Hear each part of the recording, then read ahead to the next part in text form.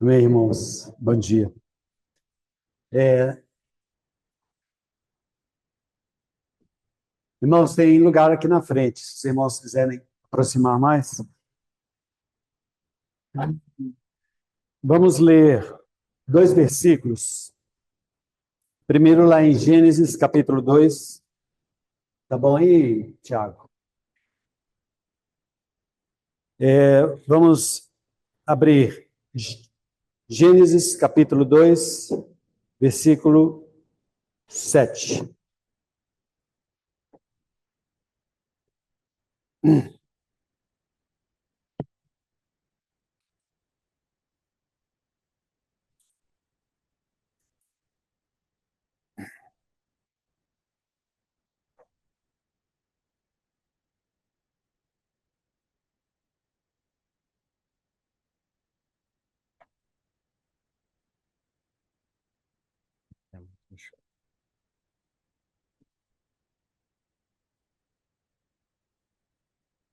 Tá bom?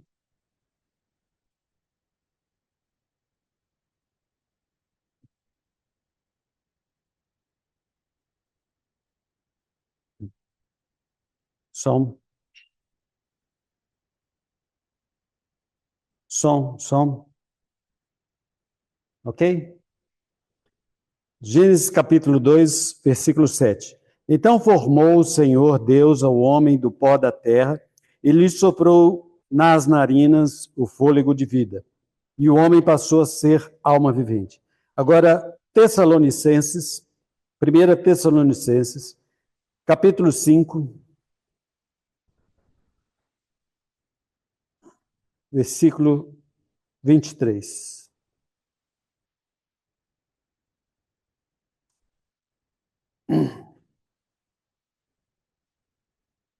Vamos ler a partir do versículo 18.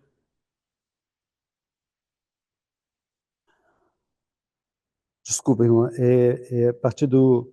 Não, é 23 mesmo. O mesmo Deus da paz vos santifica em tudo, e o vosso espírito, alma e corpo sejam conservados íntegros e irrepreensíveis na vinda de nosso Senhor Jesus Cristo. Vamos ter uma palavra de oração. Senhor, nós te louvamos, nós te rendemos graças nesta manhã, te agradecemos pela tua palavra. A tua palavra é a verdade, Senhor. Senhor, e nós confessamos o Senhor que muitas vezes nós erramos, Senhor, no nosso juízo, nos nossos raciocínios, Senhor. Por isso, Senhor, nos livra de nós mesmos nesta manhã. Nos concede graça, Senhor, para falarmos, nos concede graça para ouvirmos, Senhor. Senhor, nos dá a tua clareza, Senhor. Fala conosco nesta manhã. Nós nos entregamos a Ti, consagramos esse tempo para Ti e pedimos a Tua bênção no nome de Jesus. Amém. Vamos voltar lá no Gênesis, capítulo 2, versículo 7. Então formou o Senhor Deus ao homem do pó da terra. Ele soprou nas narinas o fôlego de vida e o homem passou a ser alma vivente. Tanto esses dois versículos, eles falam de um homem integral. Lá em 1 Tessalonicenses, capítulo 5, versículo 23, fala de um homem que tem um corpo, que tem uma alma e que tem um espírito. E aqui em Gênesis, capítulo 2, versículo 7, também nós vemos esse homem integral. E seria interessante, então, a gente dissecar um pouquinho mais esse versículo aqui de Gênesis 2, versículo 7. Então formou o Senhor Deus o homem do pó da terra. Aqui é interessante a gente notar que tinha alguns elementos que eram matéria-prima para a formação do homem. A matéria-prima é o pó. E daquele pó, Deus fez um boneco. E esse boneco, ele era o nosso corpo, é o corpo físico, que ocupa um lugar no espaço. Ele é físico, ele é matéria. E Deus fez ele muito bem feito. Deus fez de uma maneira maravilhosa. Deus é um grande artista. Deus é um grande designer. E quando ele fez, ele não tinha nenhum modelo. O único modelo que ele tinha era o seu filho, que era a imagem de Deus. E nós sabemos que foi a Trindade que participou dessa criação, dessa formação do homem. E quando Deus faz as coisas, ele faz pelo Filho, que é o Logos. E aquele boneco saiu de acordo com aquele contexto que tinha. Era Deus, era a imagem de Deus, e era uma coisa perfeita. E se nós pudéssemos ver aquele boneco, de certa maneira, nós íamos ver muitos traços do Criador naquele boneco de barro. Aquele boneco tinha cabeça, tinha tronco, tinha os membros. Ele tinha os ouvidos, tinha o nariz, tinha a boca, tinha os olhos. Mais do que isso, ele tinha um cérebro. Ele tinha o fígado, ele tinha os rins, ele tinha o estômago, ele tinha as genitálias também. Ele tinha os pés. Era um boneco. Mas estava inerte ali. Estava inerte. Inerte no chão. Inerte em pé. Não sei como é que Deus fez. Mas esse era o boneco. Era um boneco inanimado. Inanimado. Então, a primeira matéria-prima que Deus usou, então, foi o barro. E Deus fez esse boneco. O rim não funcionava. O estômago não funcionava. O cérebro não pensava. O nariz não respirava. A boca não falava. O ouvido não ouvia. Os olhos não viam. Mas tinha tudo isso. Talvez quando nós vamos a um velório, a gente vê alguma coisa semelhante. Alguma coisa na horizontal, um corpo na horizontal inerte. Tem boca, tem nariz, tem olhos, tem ouvido, mas não tem nenhuma função. Não faz nada. Tem estômago, mas não digere. Tem fígado, mas não processa. Nada. Aquele boneco inerte. Nós vimos isso na nossa realidade hoje, quando nós vamos a um velório. Mas tinha outra matéria-prima. Uma matéria-prima era da terra. Era da terra. Tinha uma outra matéria-prima. É interessante notar que aquela terra já existia. Já existia aquela terra. Ou seja, Deus não criou um barro novo para fazer aquele boneco. Aquela terra já existia. Então ele aproveitou aquela matéria-prima e fez aquele barro. Mas tinha outra matéria-prima, tinha um outro elemento. E o outro elemento diz aqui que é o fôlego de vida. O sopro de Deus. Então essa era outra matéria-prima. Ela também já existia.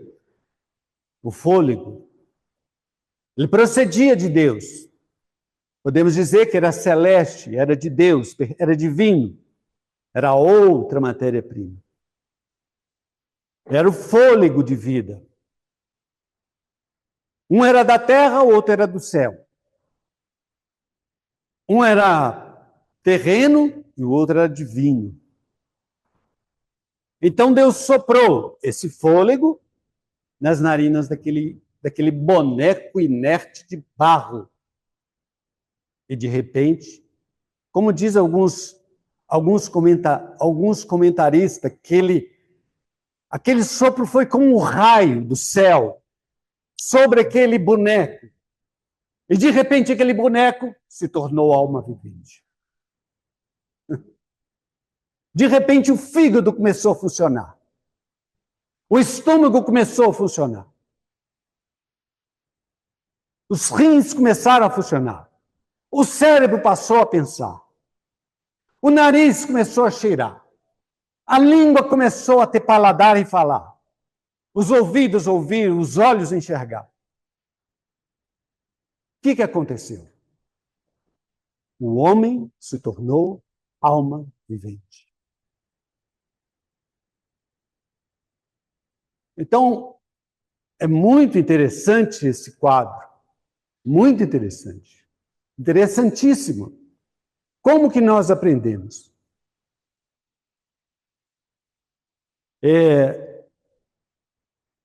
Aquele sopro, quando entrou em contato com aquele boneco de barro, aquele raio que caiu sobre aquele boneco, fez com que aquele corpo se tornasse alma vivente. Vivente. Espírito, alma e corpo íntegros. Aquela alma, aquele espírito, contato com o corpo, transformou aquele boneco em alma vivente. Então, nós temos dois elementos que já existiam. Um que era divino, o sopro, e outro que era da terra. Já existiam ali. O que passou a existir? De novo, a alma vivente. E aquela alma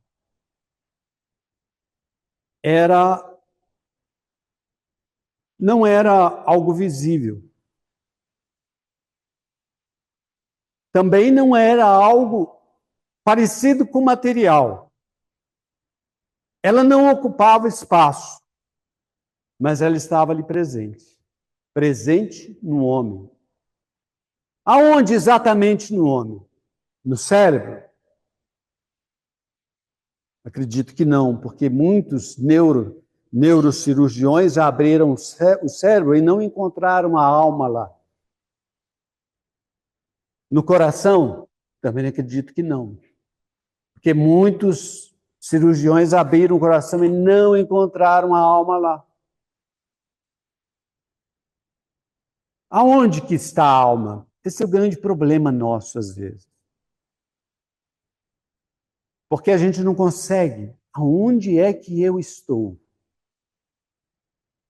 Mas eu não consigo perceber onde eu estou. Mas nós não podemos esquecer que quando aquele espírito entrou em contato com o homem, com aquele boneco, ele se tornou alma vivente, a sua alma permeou todo o seu ser. Todo o seu ser. E começou a haver todo um processo biológico, orgânico, vida. Vida para os meus pés, vida para minhas mãos, vida para os meus olhos, vida para a minha boca, vida para os meus ouvidos, vida para os meus 5 sentidos, vida completa.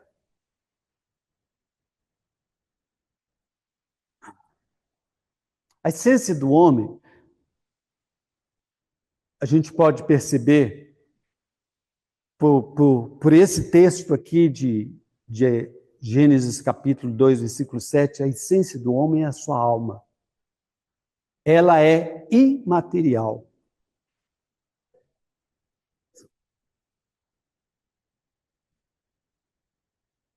O corpo, nós não temos muita dificuldade com o corpo. O corpo ele é material. O corpo nós o vemos. Ele tem cor, ele tem formas. Uns são mais gordinhos, outros são mais magrinhos, outro é alto, outro é baixo. Um é careca, o outro é cabeludo. O corpo ocupa um espaço no lugar, ocupa um espaço definido, um lugar definido no espaço. Mas a alma é imaterial. O espírito também é imaterial. Então, muitas vezes a gente quer procurar o lugar da nossa alma. O lugar do nosso corpo, nós não temos muito problema. O Júlio está aqui, ó, sentado na minha frente. Estou vendo ele, está aqui. Ó. O corpo físico dele eu consigo localizar. Mas a minha alma, a nossa alma, aonde que está? Está na cabeça? No meu cérebro? Está no meu coração? Está nos meus rins? Está no meu intestino? Está nas genitálias? Aonde que está a alma? A alma, ela não é material, ela não ocupa espaço. É uma outra dimensão. É como o espírito. É como o espírito. Você não consegue falar. O espírito está aqui, o espírito está ali, o espírito está no coração, está no cérebro. Você não consegue. O máximo que a palavra de Deus nos diz é que nós somos templo do Espírito. Nós somos templo do Espírito. O nosso corpo é templo do Espírito. Mas a nossa alma está em todo o nosso ser. A nossa alma, ela é responsável pelo gerenciamento de todo o nosso ser físico. Ela é que gerencia tudo. Um exemplo prático, eu vou caminhar até a minha casa. Quem decide isso é minha alma, sou eu. Eu vou me sentar, quem me dirige isso é minha alma, sou eu. Eu vou olhar para lá, eu vou olhar para cá, eu vou olhar para cima. É minha alma quem decide. Ou seja, a minha alma é que gerencia todos os meus sentidos. A minha alma gerencia todas as funções orgânicas e de sentidos do meu corpo. Até mesmo o meu crescimento, o meu desenvolvimento, a divisão das minhas células, quem gerencia é a minha alma. É a minha alma quem gerencia.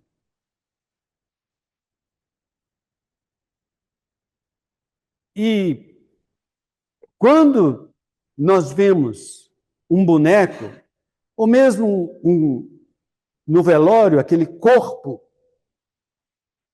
a sua alma o deixou. E quando a sua alma o deixou, ele não mexe nem um dedo. Não pisca mais os olhos. Não respira. Os intestinos, o fígado, nada funciona. A alma o deixou.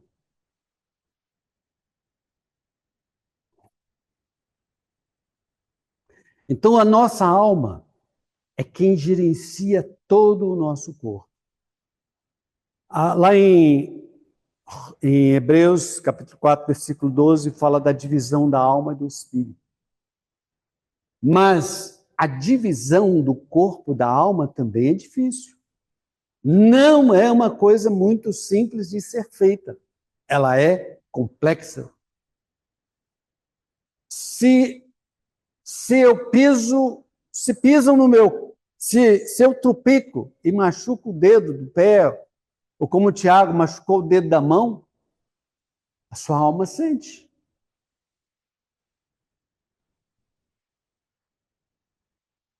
Então, um corpo que está dentro de um caixão é um corpo sem alma, um corpo inanimado. O que nos trouxe, o que traz vida para o nosso corpo é a nossa alma. Isso é a nossa alma. Irmãos, e é importante a gente ter percepção da nossa alma. Porque a nossa alma, sendo a essência do homem,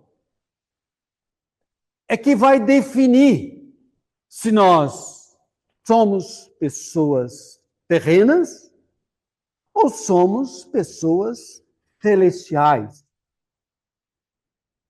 Em linguagem bíblica, seria a nossa alma que vai determinar se nós somos espirituais ou se somos carnais. lá em Romanos capítulo 8, versículo 5, diz que se nós colocarmos a mente na carne, nós somos carnais. Mas se nós colocarmos a mente no espírito, nós somos espirituais.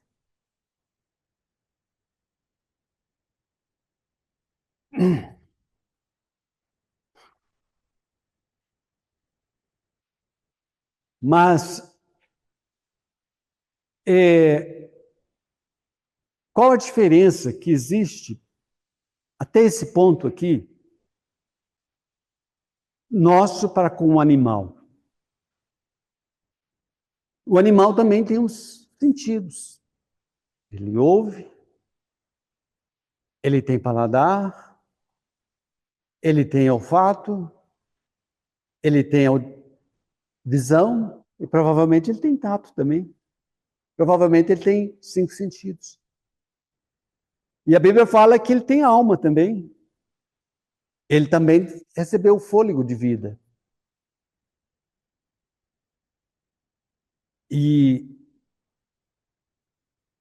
Mas nós somos diferentes. E aonde é que somos diferentes do animal? Mas a Bíblia, lá em Tiago, capítulo 3, versículo 15,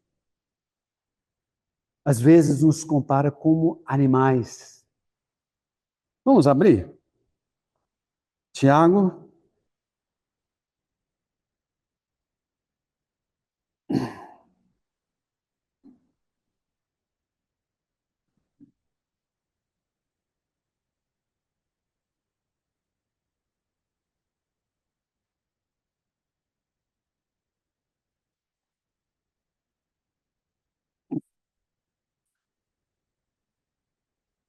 Esta não é a sabedoria que desce lá do alto. Antes é terrena, animal e demoníaca. Aqui está falando, no versículo 13, está falando: quem entre vós é sábio e inteligente, mostre-se mansidão e sabedoria, mediante condigno proceder as suas obras. Se, pelo contrário, tendes em vosso coração inveja amargurada, sentimento faccioso, nem vos glorieis disso, nem mintais contra a verdade. Aí ele fala que esta não é a sabedoria que desce lá do alto, antes é terrena, animal, demoníaca. Ou seja, às vezes, nós somos que nem animais. E a Bíblia fala que nós estamos passíveis de sermos como animais. Judas também vai falar sobre isso.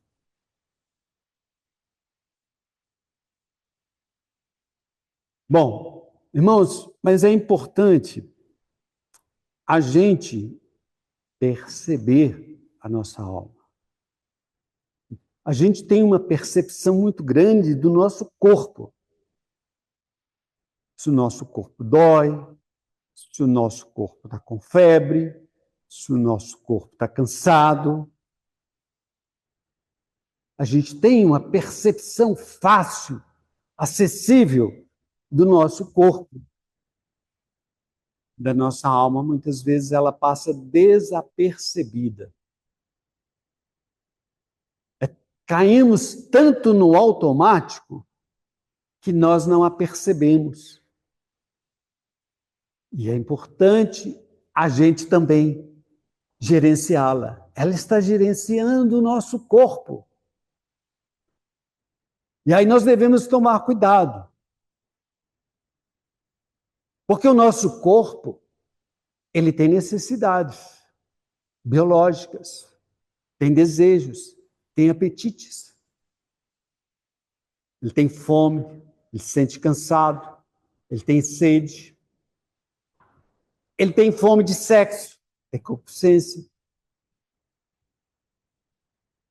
Ele, muitas vezes, ele reage, quando ele é ofendido, ele reage, quer se vingar. Se alguém nos bate, a gente quer bater. Então, é importante a gente, nós, termos um discernimento claro das funções e das atividades da nossa alma. Você sai de casa para ir no banco, no hospital, em qualquer lugar. Você não pode sair de qualquer maneira. Você tem que prestar atenção. Na rua onde você atravessa, porque senão você morre atropelado. Você está dirigindo, você tem que prestar atenção no trânsito, senão você bate o carro. Se você não prestar atenção, você pode errar o caminho. Então você tem que gerenciar bem a sua alma.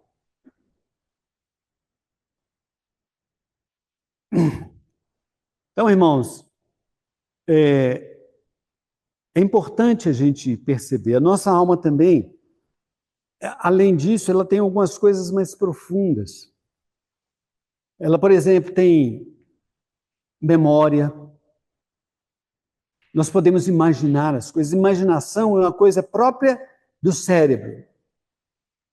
Imaginar alguma coisa que a gente lembra, imagina. Alguma coisa que a gente já viu. Então, imaginação é uma coisa do nosso cérebro. Nós usamos a nossa memória para lembrar, imaginar, fazer alguns quadros. Isso é atividade do nosso cérebro. Então, o nosso pensar, muitas vezes, é atividade do nosso cérebro.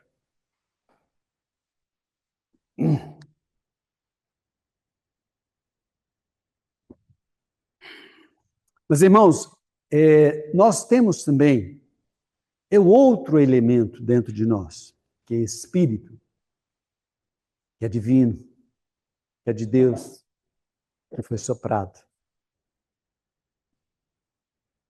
Quando a alma está em contato com o corpo físico, aquele corpo é animado. A palavra animal significa que ele tem alma. Significa que aquele animal tem alma. E o nosso também, nós temos alma. Nós não somos inanimados. Nós temos alma. Temos ânima. Isso dá... Essa alma é que vai dar vida ao nosso corpo. Que vai dar crescimento, desenvolvimento, todas as funções, as células do nosso corpo, está o condicionado ao gerenciamento da nossa alma. Mas nós temos também o espírito. Então, a alma deu vida para o nosso corpo. Porque a alma vivente. Mas Deus soprou o espírito. Nós temos espírito. Por causa desse espírito, a alma é vivente. Por causa desse espírito, a alma é vivente. Da mesma maneira que da mesma maneira que a alma está para o corpo, assim o nosso espírito está para a nossa alma. A nossa alma vai dar ânimo para o nosso corpo. Vai gerenciar todas as funções do nosso corpo, vai dar vida para o nosso corpo. Mas o espírito que procede de Deus é que vai dar vida para essa alma. Perceber? Da mesma maneira que o corpo foi animado pela alma, a alma tem vida pelo espírito. Isso é o homem integral. Esse é o homem integral. Então, precisa do espírito, precisa da alma e precisa do corpo.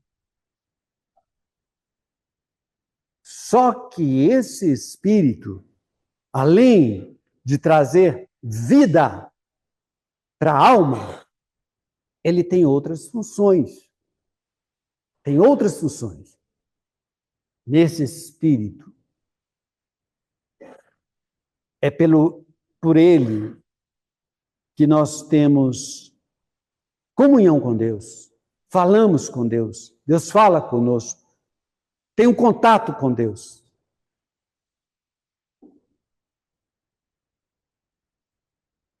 Hoje nós estamos no mundo da tecnologia. Esse computador ali do Tiago, ele tem algumas entradas. E tem uma entrada ali que chama entrada de USB. E através dessa entrada, ele consegue fazer ligação com a internet, ou HDMI. Através dessas entradas, ele consegue contactar com o mundo da internet. Ou seja, mas os dois contatos têm que casar, tem que ser do mesma substância. Tem que ser, ele não pode colocar um contato HDMI num contato USB, não cabe. Ele não pode tentar colocar uma tomada de 2 pinos, que não dá. Tem que ser igual. Então, pelo fato desse Espírito ser de Deus, por esse Espírito, eu tenho comunhão com Deus. Eu fui claro com os irmãos, nesse aspecto aí da mesma substância, pelo fato de eu ter Espírito e Deus é Espírito, e Deus procura para seus adoradores aqueles que o adoram em Espírito e em Espírito e verdade. Então, por esse Espírito, nós temos comunhão com Deus. Esse Espírito, e esse é o desejo de Deus, esse Espírito tem intuição. Nessa intuição, nós temos até mesmo um outro faculdade muito interessante, que nós sempre oramos por ela, que a gente chama ela de sabedoria, mas ela, na verdade, é inteligência, porque o nosso Deus é inteligente, Ele nos criou com inteligência. E a inteligência, ela não é física. Ela está na nossa psique, ela está na nosso espírito. Ela até, às vezes, a Bíblia chama ela de uma outra maneira. Chama ela de nous, em grego, nous. A Bíblia usa 4 palavras para definir o ser humano. Soma, que é o corpo, psique, que é a alma, nous, que é o nosso intelecto, e pneuma, que é o nosso espírito.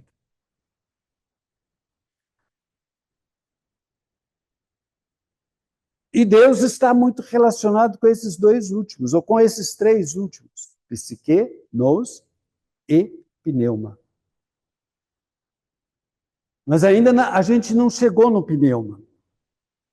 Mas o homem foi criado originalmente dessa maneira: corpo, alma, espírito. E a inteligência, o nosso intelecto, é o nous. E ela chega até o nosso espírito, nos dando sabedoria. É por esse espírito que nós temos comunhão com Deus, que nós nos relacionamos com Deus, que Deus se relaciona conosco, que Deus fala conosco, e que nós nos tornamos pessoas espirituais. Bom, mas nós vamos desenvolver isso, mas talvez eu vou ter de usar outra mensagem. Já são 11h04. Vamos falar um pouquinho desse primeiro homem que Deus tinha formado. Deus formou esse homem integral. Ele era integral. Formou o homem. Ele tinha corpo, tinha alma e tinha espírito. Esse homem que a Bíblia fala, ele não é uma lenda. Não é um mito. Um mito no sentido de não poder se provar. Esse homem é histórico. A Bíblia, de uma maneira, ela trata essa questão da criação de uma maneira narrativa. Ela tem poesia usa muitos símbolos, linguagem simbólica. mas usa também a narrativa histórica para dizer que as coisas aconteceram daquela maneira. Então, a Bíblia narra a criação do homem. É um fato histórico. Houve um primeiro homem, uma primeira mulher. E a Bíblia fala que ele é Adão e ela é Eva.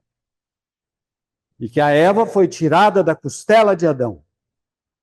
E foi o primeiro casal, e eles foram colocados ali no Jardim do Éden.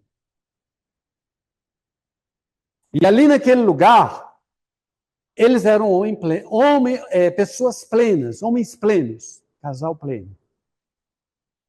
Eles funcionavam plenamente, corpo, alma, espírito. E o Luiz recentemente nos falou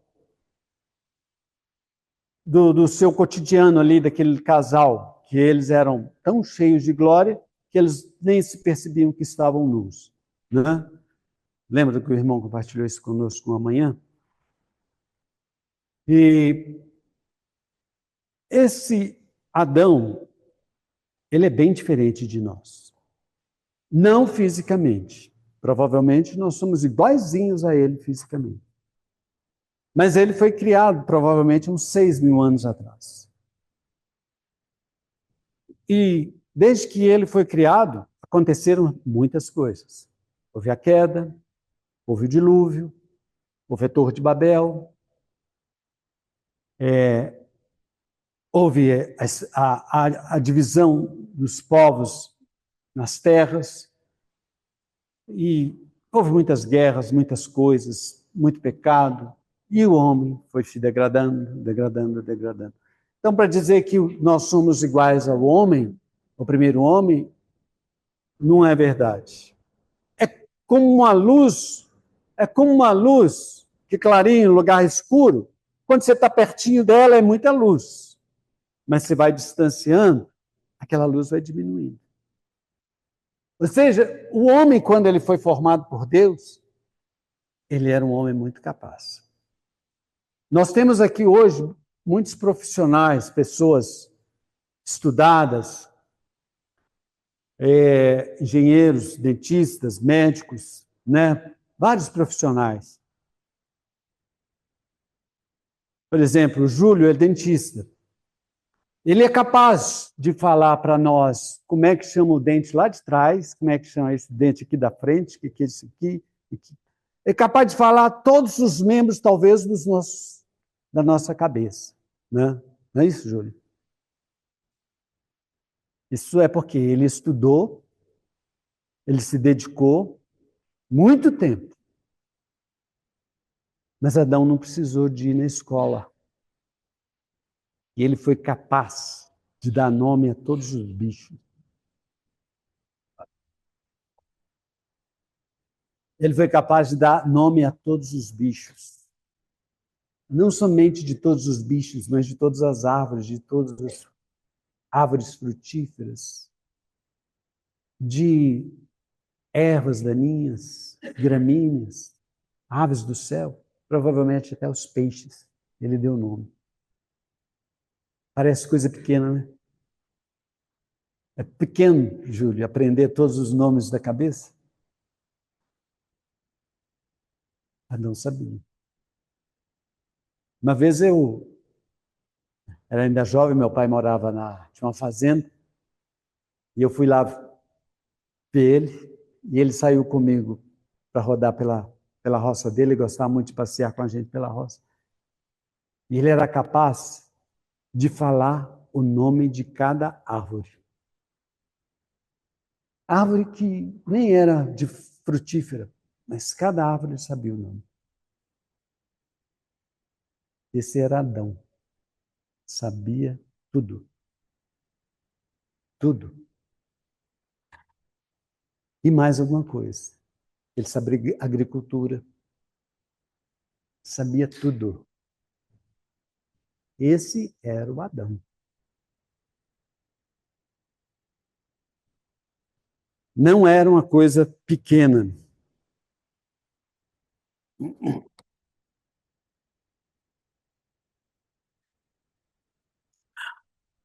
Bom, irmãos, esse era um homem completo.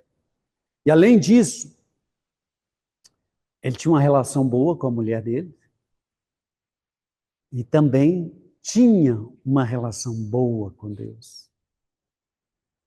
Ele falava com Deus, ele tinha comunhão com Deus. À tarde, aquele sopro daquela brisa, finada à tarde, ele tinha um encontro marcado com Deus. Deus falava com ele falava com Deus. Ele tinha uma intimidade boa com a sua esposa. Ele tinha uma boa relação com a terra. Era um homem completo, um homem íntegro. Irmãos, mas houve a queda, o homem caiu.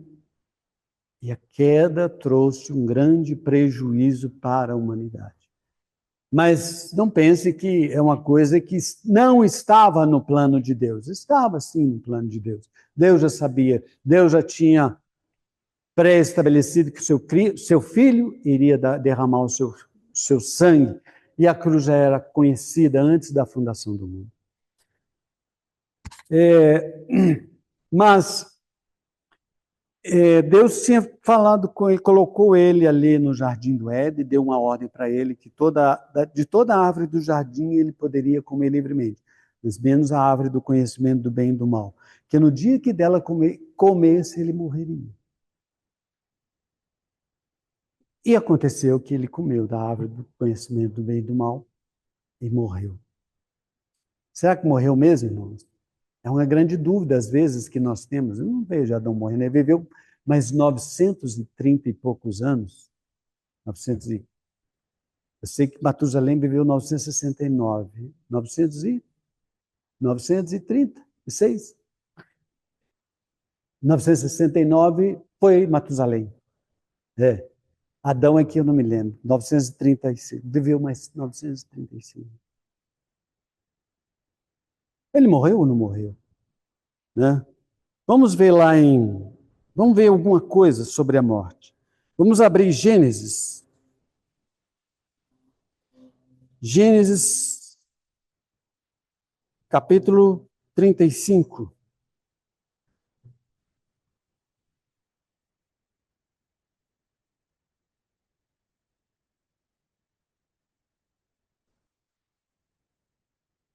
Versículo 17. Gênesis, capítulo 5. Gênesis, capítulo 35, versículo 17. Falando aqui sobre Raquel, tá? A morte de Raquel. Versículo 17. Em meio às dores, ela estava dando luz a uma criança, Benjamim, filho de Jacó. Em meio às dores de parto, disse-lhe a parteira: não temas, pois ainda terá este filho. Ao sair-lhe a alma, porque morreu, deu-lhe o nome de Benoni. Mas seu pai lhe chamou Benjamim. Versículo 18, ao sair-lhe a alma, porque morreu. Irmãos, a morte,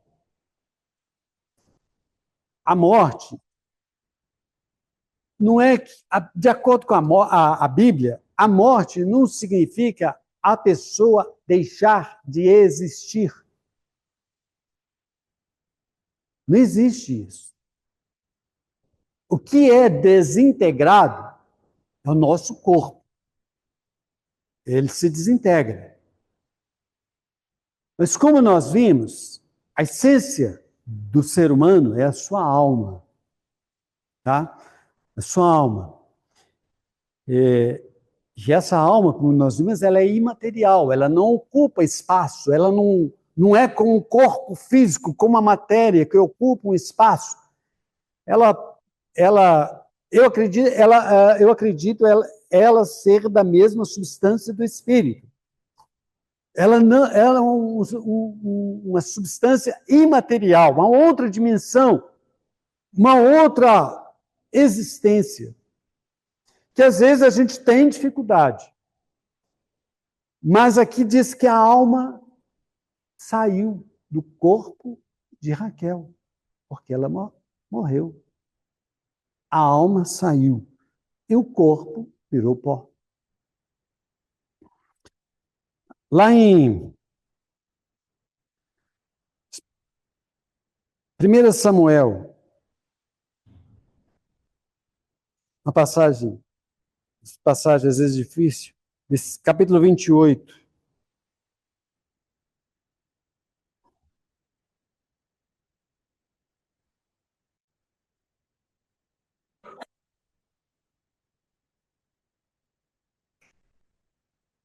Aqui é aquela experiência de Saul com Samuel. Samuel já tinha morrido. Seu corpo já tinha sido enterrado, já tinha virado pó, provavelmente. Talvez não. Eu estava lá na sepultura. Mas Saul procurou aquela mulher, que era tida como uma médium, né? E aquela mulher fez lá os rituais dela e, de repente, quem aparece? Samuel. Versículo 15 diz assim, versículo 14, versículo 13. Respondeu o rei, não temas, não temas. O que vês? Então a mulher respondeu a Saul, vejo um Deus que sobe da terra. Perguntou ele, como é a sua figura? Respondeu ela, vem subindo um ancião e está envolto numa capa, entendendo Saul que era Samuel, inclinou o rosto em terra e se prostrou. Samuel disse a Saul, por que me inquietaste, fazendo-me subir? Onde que ele estava? No Hades. Aquele mesmo lugar onde Lázaro, o rico, estavam. Samuel estava lá, nas profundezas da terra. Nosso irmão hoje orou, o Álvaro orou, que o Senhor desceu lá embaixo. Samuel estava lá. A alma de Raquel foi para lá. Samuel também estava para lá.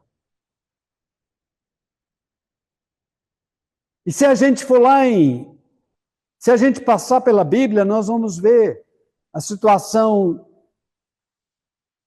do rico e de Lázaro. Lázaro, que estava no seio de Abraão, e o rico, que estava lá nos tormentos, estava lá. Lázaro sendo consolado, e o rico sendo atormentado. A alma dele.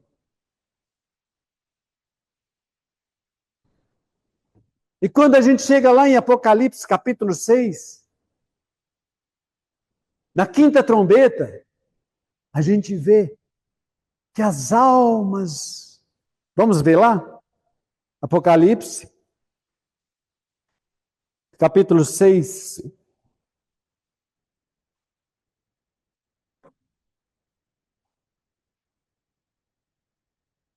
Versículo 9. Quando ele abriu o quinto selo, vi debaixo do altar, quem? As almas.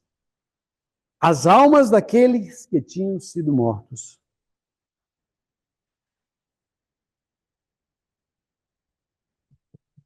A alma, que é a essência do homem. A alma que gerencia o corpo. Gerencia o corpo, todas as funções do corpo. Do seu estômago, do seu fígado. Tudo do seu corpo. Essa alma um dia deixa esse corpo e vai para o Hades. Lá em Salmo 31, versículo 5, o salmista fala, vamos abrir, Salmo 31, versículo 5.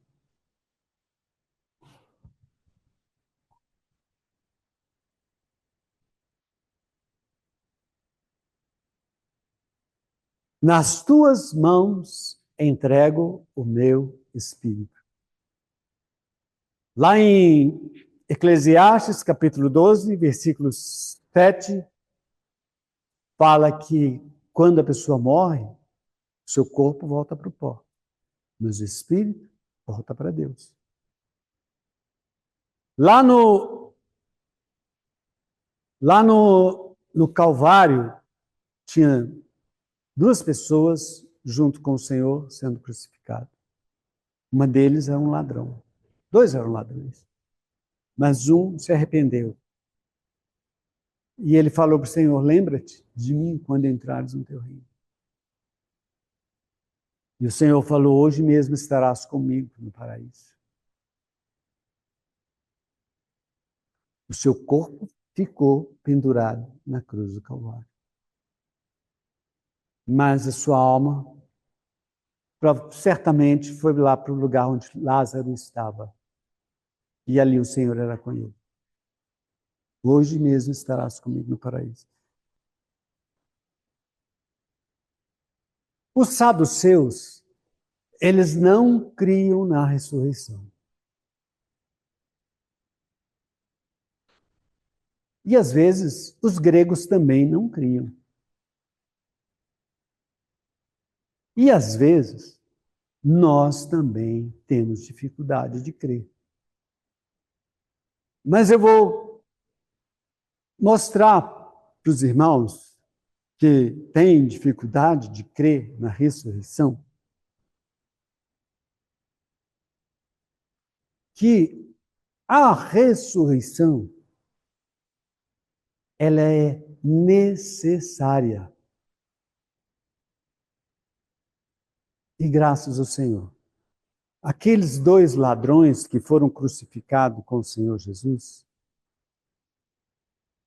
eles foram sepultados e o seu corpo virou pó. Mas o Senhor Jesus, que era homem e era Deus, ele era homem. E como homem, ele tinha uma alma. Como nós vimos, o corpo sem alma é um corpo inanimado. Mas uma alma sem corpo também fica complicado. Porque a alma e o espírito que nós temos, principalmente o espírito, a comunicação dele com Deus e com o mundo espiritual não é feita por meios físicos. Anjo não tem corpo, anjo é espírito. A alma usa os nossos olhos para ver as coisas. Usa os nossos ouvidos para ouvir música e ouvir irmão, compartilhar. Usa a nossa alma para saborear a comida gostosa que a Patrícia faz, o bolo gostoso que a Patrícia faz. A alma se delicia nisso. A alma precisa do corpo.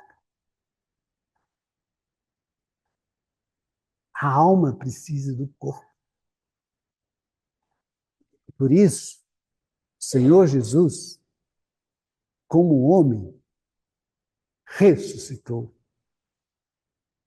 Não é rico isso? Ele ressuscitou. Porque ele tem essência de homem, ele tem alma. Como alma, ele precisa de corpo. Sua alma precisa de olhos para ver, de ouvidos para ouvir, de nariz para cheirar, para contactar o mundo físico. Nosso Senhor Jesus ressuscitou. Nós morreremos, não. Nossa alma deixará esse corpo e terá uma outra existência no Hades, mas ainda vai ficar incompleta. Ela precisa do corpo. Precisa do corpo. Então o Senhor nos prometeu nos ressuscitar. E o próprio Jesus ressuscitou dentre os mortos. É a nossa esperança. A ressurreição dentre os mortos. Amém, irmãos? Irmãos, tinha muita coisa para compartilhar. Vou deixar para a próxima vez.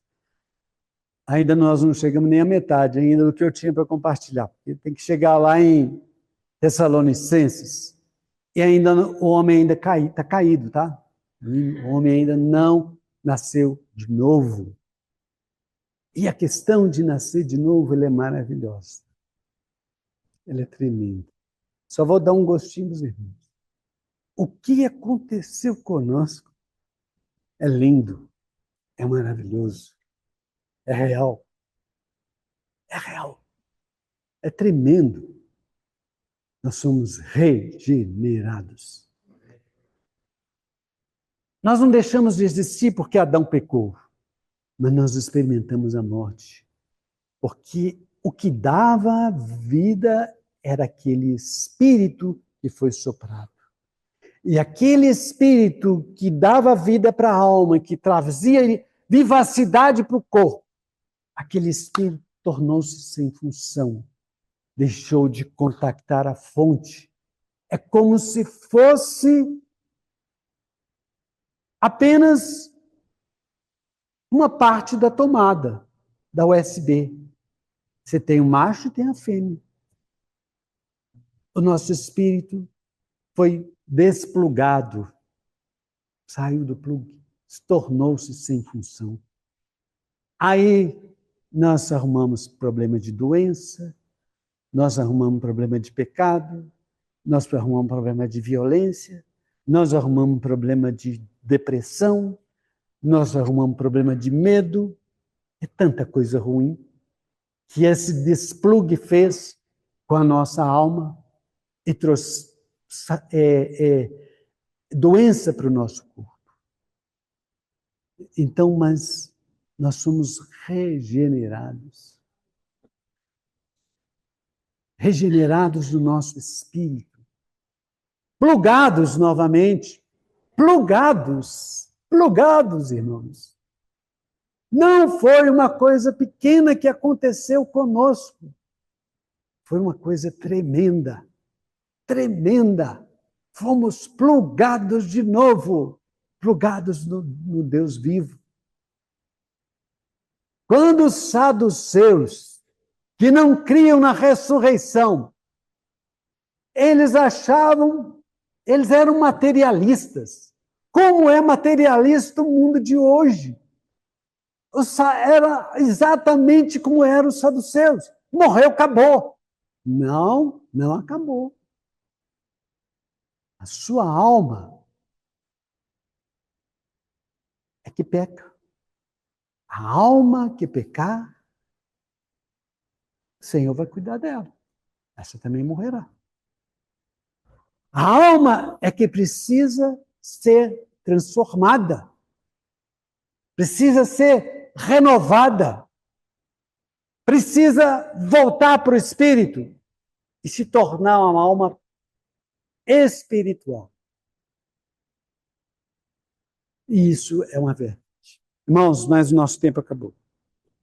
Mas, próxima reunião, próxima oportunidade, eu concluo minha comunhão. Acho que o Tiago tem alguns avisos.